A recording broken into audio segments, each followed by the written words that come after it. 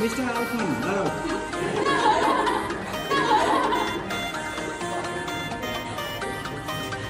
কালকে কত ঘন্টা পড়া হয়েছে মনে করতে হবে।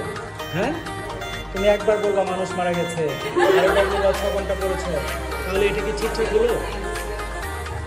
ভালোভাবে বলো, এটা কি ঠিকঠাক হলো? তোমাকে জুম করা হচ্ছে কিন্তু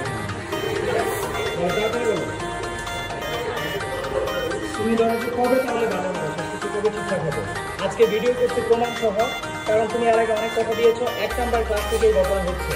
আজকে কত নাম্বারে তোমরা বলো তো, আজকে কত নাম্বার ক্লাস? আজকে 11 নাম্বার ক্লাস অলরেডি। তাহলে এরকম ব্যাপার স্যাপার থাকে যে কীভাবে আসলে সম্ভব? ভালো হয়